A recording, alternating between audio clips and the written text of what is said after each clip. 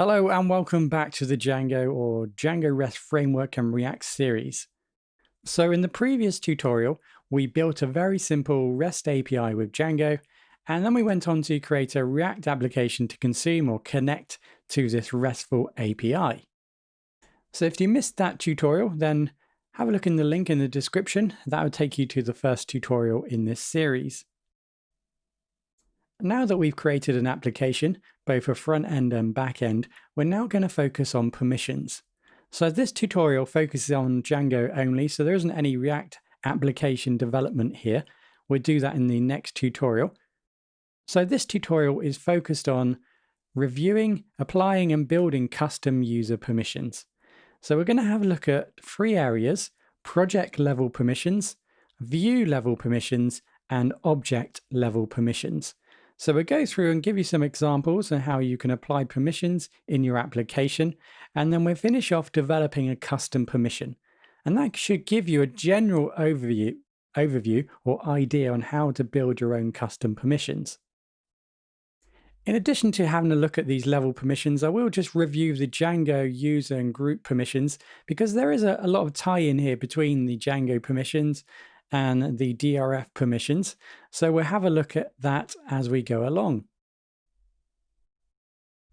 So this is where we finished off in the previous tutorial. We created our RESTful API service, and you can see that we've got our entry point here in API, and you can see we've got two bits of data, or two entries, or two objects in the database. And you can see that we can add data if we wanted to, and then we had the individual view by typing in the ID of one of the different objects in the database, and we can now see this individual view here. So that's pretty much as far as we got developing our RESTful service. The code is in the description if you want to download and follow this tutorial. You can see here that we've created two apps here, the blog app and the blog API, and we've got the core, which is the core Django application here with the settings file within. So as we've already established, we can apply permissions in three areas here in our project: project level, view level, and object level.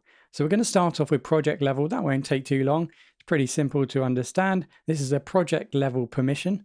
So this is referring to the whole project, the whole system. So let's go ahead and enter the core application here. We've got the settings file here. And at the bottom here, we included in the previous tutorial the REST framework default permission classes.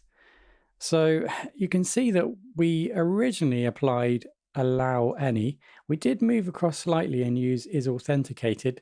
So I did kind of drop that into the previous tutorial. So here we've got an opportunity, a setting where we can apply a permission per project or on a project level. So this will apply to the whole project. So there's a few different settings that we can apply for here. So I'll just drop these in and add these to as comments here. So we've got the allow any, which is going to allow any, as you might imagine, is authenticated. So that's going to require anyone who tries to access our project data or our RESTful API data, they have to be authenticated. And what that essentially means is that they need to be authenticated or signed up or logged in or have a login object in the database where they can then authenticate against in the Django database in order for them to actually access the data, our RESTful API data. We've also got is admin user. Now, if you remember, the admin user has an admin user flag. If we just go into the Django database here, we can see that we've got the auth user. Inside of here, we have is staff flag, a Boolean, and we have also the is super user. So in order for someone to actually access our API, if we have is admin user, then they need to be flagged as the super user in order to access any of our data. So we can apply that. That's probably not the best setting to apply here, for example, but this is something we can also apply on a view level. And then finally, we have is authenticated or read-only. So here's an option whereby the user can, by default, read any of the data or access any of the data, but only read-only, so they can't write or delete. And alternatively, If they are authenticated, they have access to all the data options. So add, delete, update, and so on. If you wanted to read a little bit more about this, then just head over to the REST Framework API guide and then permissions. A little bit further down here on the left-hand side, you can see them right here. Allow any is authenticated, is admin user, and is authenticated or read only. So like I've just mentioned here, the is authenticated or read only, you can see that it will allow authenticated users to perform any requests.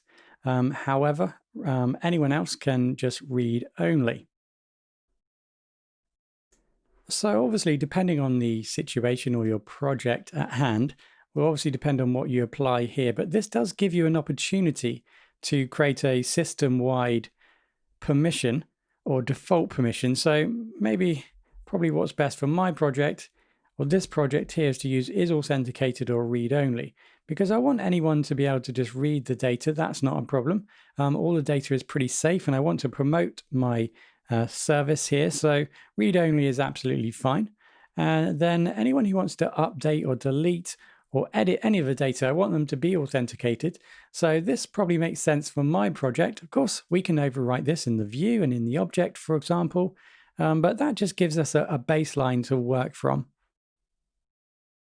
So you may have seen that there are some other permission objects here, including, for example, Django model permissions.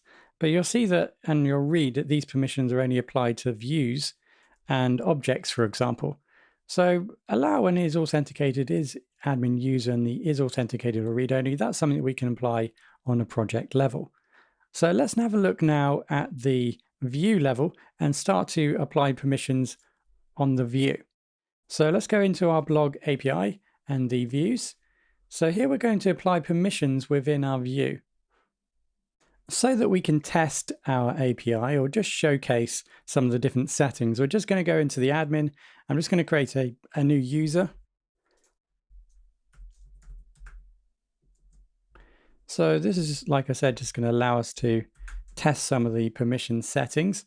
So this is just going to be a basic user, not an admin or a staff user. So I press save. So one thing that, if you've not seen this before, I did make a previous tutorial on permissions, so you can definitely check that out, and I'll put that in the description if you want to see that. So you can see at the bottom here, when we make a new user, this is going to be functional. We have a group here that we can assign them to, and we can also assign them privileges based upon a set of different privileges that Django creates every time we build a new model. So let's just quickly talk about Django permissions first. So if we go back into our blog application here in our model, we created this simple model, this table. Now, every time we create a new model, by default, Django builds 4 different permissions. So if we go back into our permissions, we can now see the blog, and we can the blog post model and the blog category model. That's what we created. There are other models here. For example, these are Django models that were created when we initially did our migrations at the start of the project. So you can see here that we've got blog post can view, delete, change, and add. And that's similar or the same for the category view, delete, change, and add. So these are permissions that Django has developed or built that we can utilize and apply to users. So if I wanted this user here called AAA to only be able to, for example, view a post, then I would select this here, I'd drag it over there, or select, it would be moved over to here, and now they have this permission. So all they can do on this table is view the post, for example.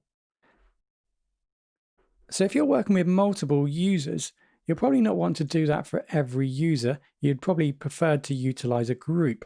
So we can apply permissions to a group and then add users to those group. And obviously those permissions will then filter down to any of those users that are in that group. So we can create a group by going back to the home here. We've got the group table right here. We can add a new group. So we'll call this API. And then we just apply the permissions to that group. So let's allow them just to add a new post, but not do anything else. Maybe just view as well. So let's allow them to view and add. So they won't be able to delete. Let's remember that. So we save that, and then we go back into our users. And this is just one way of doing this. And then we can add them across. So now this user is part of that group. Now remember, this group can only add and view the post data. So that's important to remember as we move forward. So let's now actually apply a permission on a view level. So let's go into our blog API and our views. So here, for example, we need to first of all import the permissions from the REST framework. So let's go ahead and do that. And then, of course, as you're probably familiar with importing things in, we need to import the different permissions. So we've already covered a few permissions. So let's all start off by importing the isAdmin user. So similar to what we've done on a project level, we can utilize these same permissions for the class view. But in addition to that, we've seen that we've got some additional permissions that we can apply. If I can just get back to the REST framework. So for example, here we have the Django model permission. And it says here, this permission must only be applied to views that have a query set. So we'll have a look and we'll explore some of these settings shortly.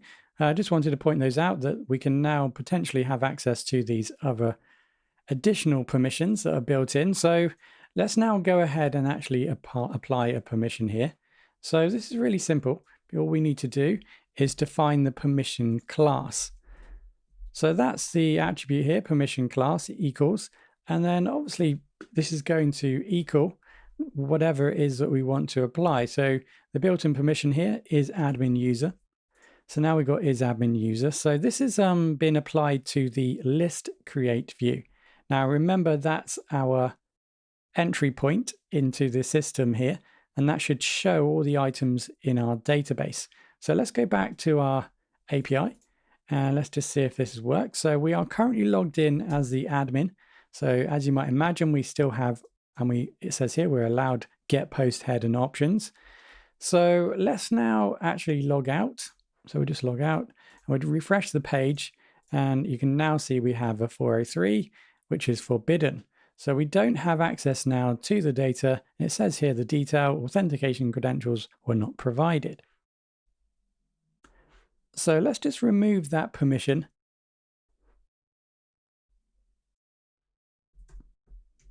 And the question is now, if I remove this permission, what permissions will I now have in our API? That's the question. You can pause. So what we should be able to do now is just read. We shouldn't be able to write, we should just be able to read. So you can see here that all we have access to is reading, it looks like. So we don't have any other options here. We can't add any data like we've seen before. So it looks like all we can do is read. Now, the reason why that is, of course, if we go into the settings, is because we applied this system-wide permission is authenticated or read only. So because we're not logged in, we don't apply the is authenticated to be able to update, delete, and add items. So all we have available is read only. So if you remember, we created a new user. That was just a basic user. Now, by default in Django, we can't use the admin site here to actually log in that user. We would need to build an authentication system, a form, etc., to allow them to log in.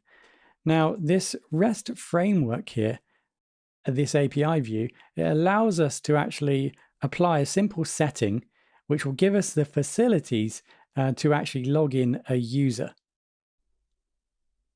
So in order for us to access those tools that come with this Django Rest framework so we can log in users, is we just need to go into our URLs and decide where we want to put this. So let's put this in the core. And we're going to now import all of the REST framework URLs associated with authentication. So simply put, we're just going to add a new path here. There we go. So you can see here that we've got the API auth, and then this is going to include the REST framework URLs. So like I said, baked into the Django REST framework package comes the URLs and views to allow us to simulate a user logging in. We are essentially using the API system. So this is essentially allowing us to simulate logging in a user. Now, what we can do then in React is we can then build a link, or we can then build a system pointing to this API path here, endpoint, and we can then actually get a user to log in from React. So we're not going to do that in this tutorial. We're going to save that for the next tutorial where we have a look at tokens and logging in, etc. with React. So now we've got this in place. It's really subtle. If we go back into our API view here and refresh, you can now see on the right-hand side we have login. So now we can go ahead and log the user in. Okay, so now we're in. Somehow I managed to forget the password. So I've recreated the user and now I've logged in, and you can now see I've still got the forbidden. Yep, I've still got the forbidden. It says detail, you do not have permission to perform this action. So remember, that is because the permission class here is set to is admin user. So let's have a look at another permission. So let's just bring in another permission. It's a bit of a big one here. This is called Django model permission, or anon read only. So this one here is going to follow the Django model permissions. So remember what we did previously in our admin. We created a new user. We created a new user and we applied a setting to this user AAAA. You remember we added the post model, and we allowed them to add a new item and view items. So that's the permissions that we created. So those were Django model permissions that we applied to the user. So if we now apply this to this view here, you would imagine that this user should now be able to add some new data and view. So if I refresh, you can now see that they can definitely view, and it looks like they can also add. So I'm not going to go through and actually add something here. We can make the assumption if this form is applied or is viewable, the user can add data. So hopefully you can start to see there how we got this tie-in with the Django permission system and potentially the Django Rest Framework permissions. So if you're wondering what anon is, anon read only, simply here, this just refers to anonymous. So anyone who comes to our API can just read the data. So that can be useful in our situation, our React situation, where we're developing this simple blog. Of course, we want people to be able to read the data by default. So this is potentially a good setting to utilize. So now you understand what this anon read only is. We can also apply this without the or if we want to. So that isn't necessary here. So this is another permission we have available, just Django model permission. So let's go in and just double check that. And that works exactly the same. So let's now make a connection between permissions and HTTP requests. So remember that in our application, for example, our React application, we want to access data in our server, in our RESTful server. So what we do is we send a GET request, a HTTP GET request to get the data. If we wanted to add the data, then we would send a POST. So what we need to kind of match up here is in our permissions, we can add, change, delete, or view. So in HTTP terms, that means we will use get, delete, put patch, or post. So we just need to remember that when we're setting up the permissions, that the permissions on the left-hand side here correlate to HTTP request types. So that's going to be important, particularly when we start building our own custom permissions, because we just need to remember what the right-hand side actually is referring to on the left-hand side, so we can match up the permissions with the request. So with that information in mind, let's now go ahead and build a custom permission. So let's build a custom permission which ties in really nicely to our model here. So imagine we've got this blog table, users make a new entry or new post in our blog. So the only person who should be able to access in terms of editing and deleting that particular post is the person or the user who made that post. So in order for us to understand how to build a custom permission here in the Django Rest framework, we just need to go to the guide again, and there's a section here called custom permissions. And so to implement a custom permission, we need to override the base permission and implement either or both of the following methods. So we need to either use has permission or has object permission. So let's just go ahead then and let's create a new class for this. So we're going to need the base permission. That's what we've just been instructed. So let's just import that in. Now we're going to then build a new class. So let's go ahead and add a new class here. So we're going to call this post user write permission. So this user is going to be able to, or the user of the particular post is the only person who can then write or edit the post, potentially then delete it as well. So if we read a little bit further here, it tells us that we can implement a message attribute directly on the custom permission. So let's go ahead and do that. So we can build a simple message which will appear if there's a problem or the user doesn't have access. So here we're just going to say editing post is restricted to the author only. So then we move ahead. Now we are concerned with object level permissions here. So we're going to utilize has object permission. So we selected that, and you can see here we're taking in self, so that all the information will be then accessible within this function here. And then we take in the request, and then also the view and the object. So let's go ahead and filter or create an actual permission here. So what we're going to do is use the safe methods. So we're going to create an if statement. So if request method, so we're taking in the request, remember. So if the method or the actual request method, remember this is the HTTP method, get, put, push, and so on. So we're checking that within the request. And we're saying if they're part of the safe methods. So this is basically just a shortcut of saying if any of the request methods are get, options, or head. So these are methods that we can utilize to view our data in our API. So if our method matches any of those, we can do something. So what we want to do is just return true, because remember we've made a match. So our permission says true, and therefore now the user can actually see the data. It's just read only, but they can see the data. So here is basically inside of the safe methods, as it says in a documentation, it is a tuple with get, option, and head within. So we bring that into the project here, we import that in. So now what we're saying is that if the user makes a request, which is a get, head, or options, that was on the tuple, remember the safe method tuple, then basically we're going to return true. So now the user can just read only the data. So now we need to do something if they do have that, but maybe they have special permissions. So what we want to do is we want to return the object that's in question, author, and that must equal the request user. Okay, so let's go back down here.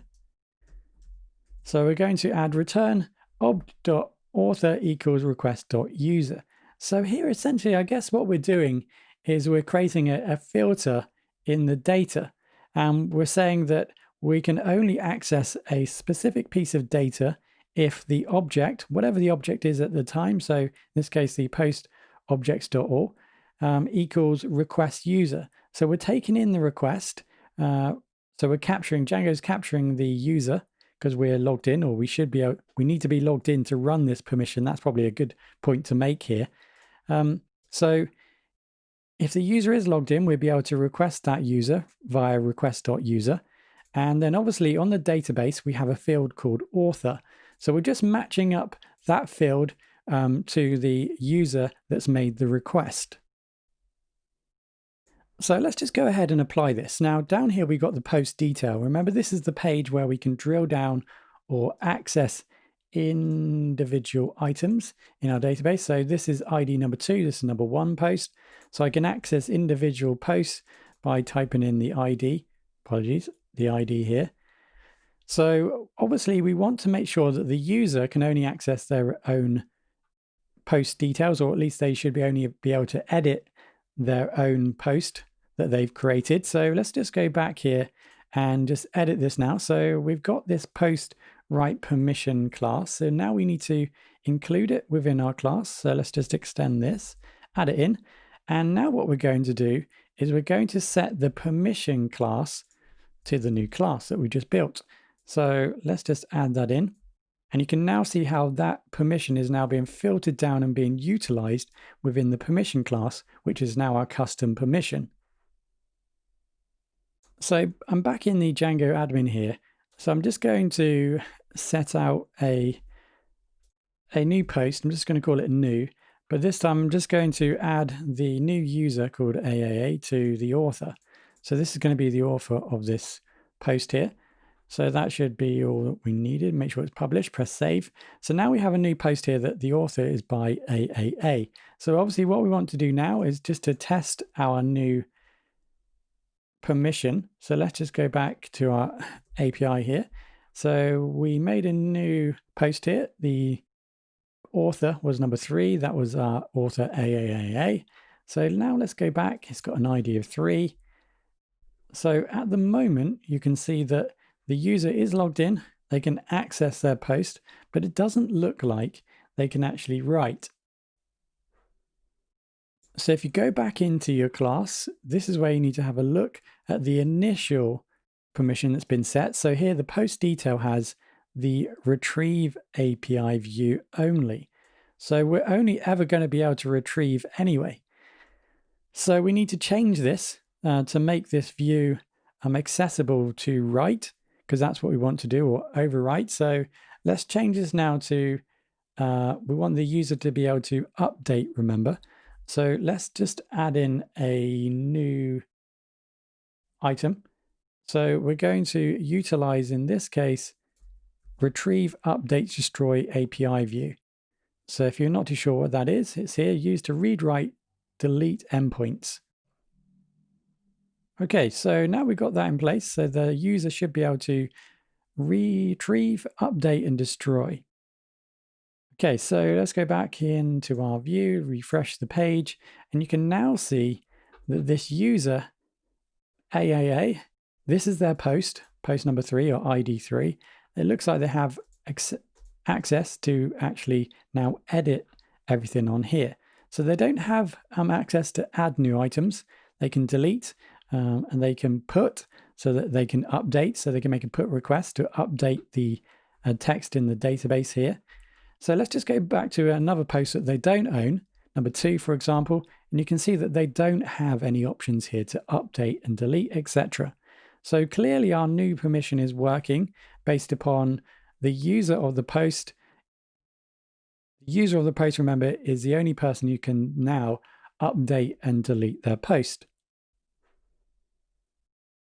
So you can imagine right now, once you start building permissions, this is where, in my opinion, it becomes very critical to test your system correctly and potentially to plan out your permissions before you start building, so that you ensure that you have a very clear understanding and the system works as intended, because it's obviously very easy to get permissions incorrect or set up incorrectly, and you then leave yourself open for security threats. So let's just remember we've got the settings. We've got this overall type of permission that we can apply on the system. That just helps us protect, in this case, so that no one can edit any data on our system unless they're authenticated in the system. That's the important bit here. Else, they can just read only the data. So that's a little bit harmless, just reading the data.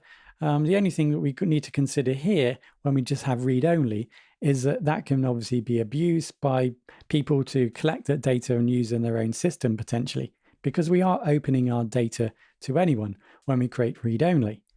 So we have this overall type of permission that's available, and then we drill down to our views here, and we can apply those similar permissions on the views. So is admin, and so on.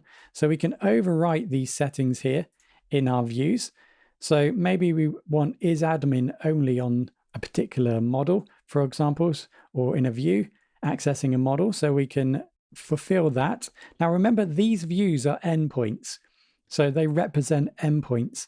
So these are links into a system or links from which allow React, in our case, because we're building a React application, to access certain data from the database. So we can see here we've got view level permissions. And thirdly, we can then go a step further and apply Django model permissions.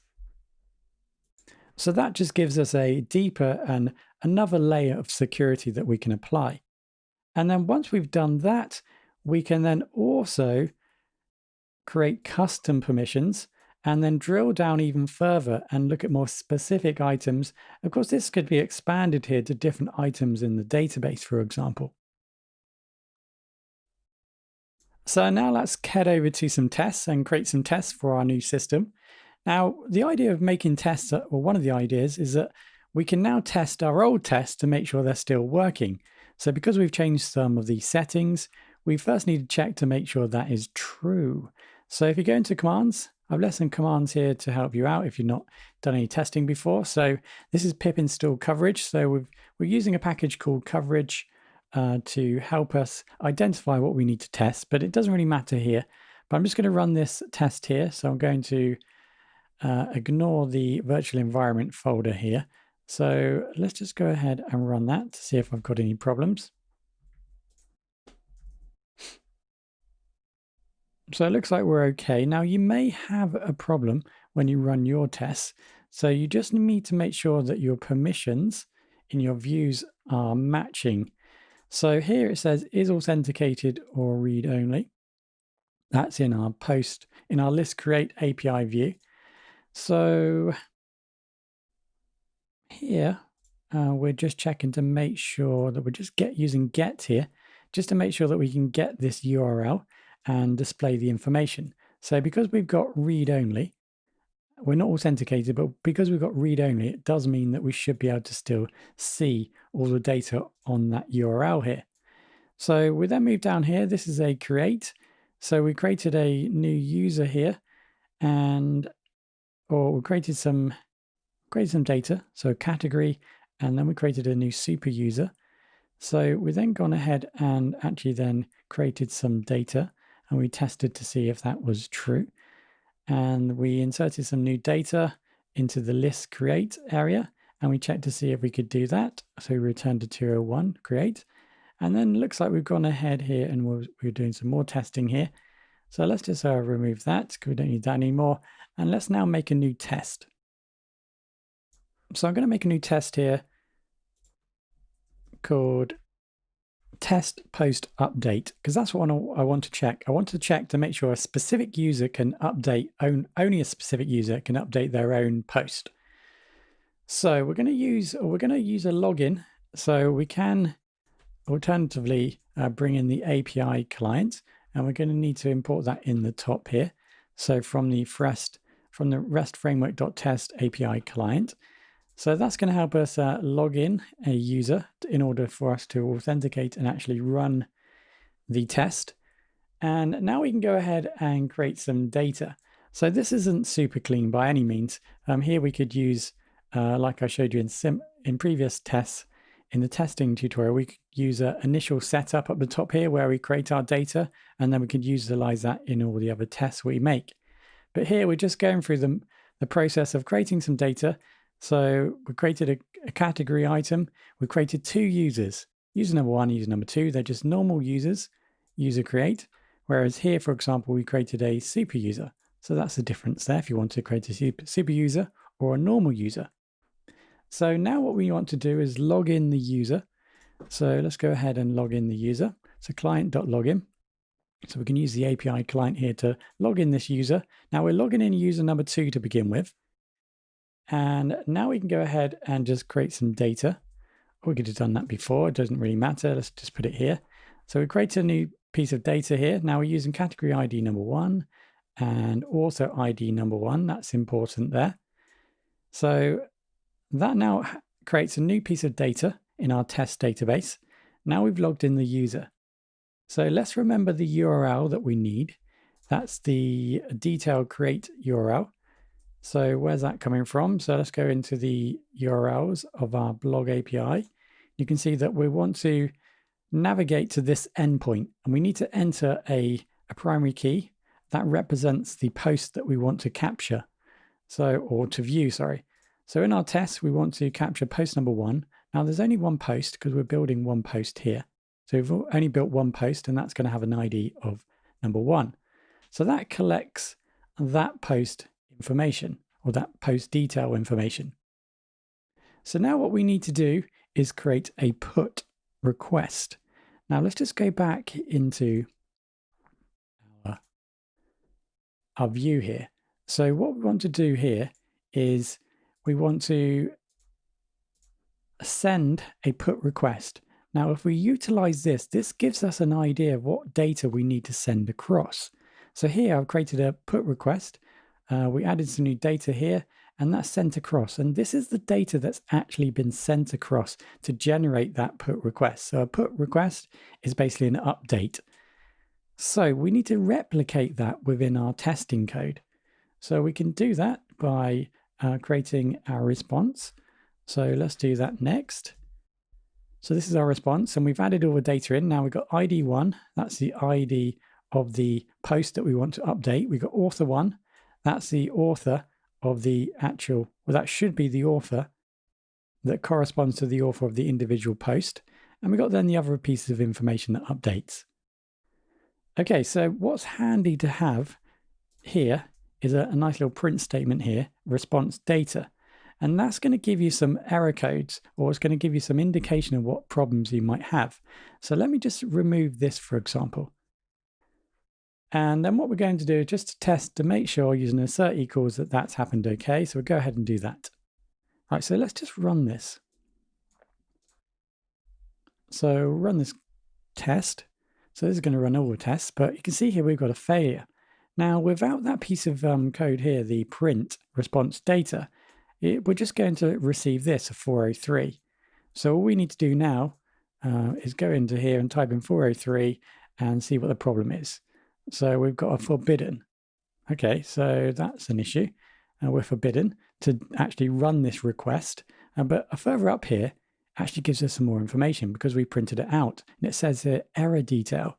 And we've got this error detail here. Editing post is restricted to author only. Blah, blah, blah.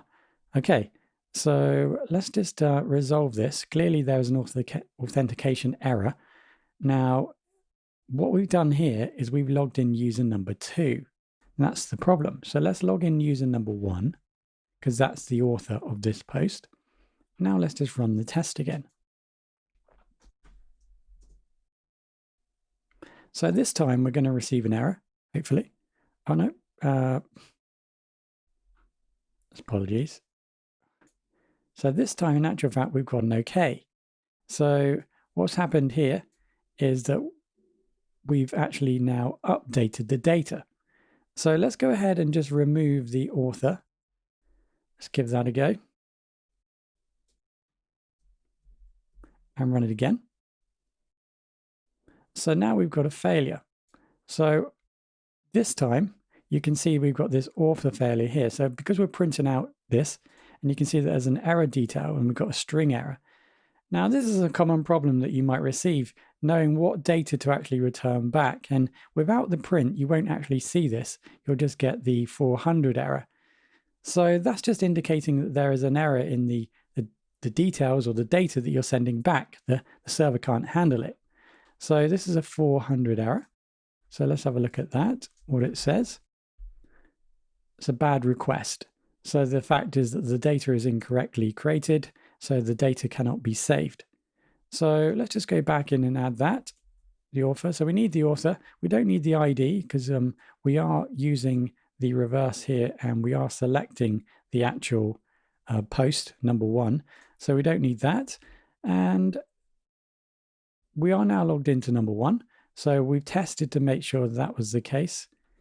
So we should now be able to run the test. We should now be able to insert the data, and everything is now okay. So there we go. So now we've updated the data. So we've made a test now to test to make sure that only user 1 can update that data. So if I change this to number 2, that's a different user. Remember, that's user ID number 2. Obviously, this isn't going to work. So you could build another test that tests that. That's something that you could include. But clearly this is working, so we got an error there.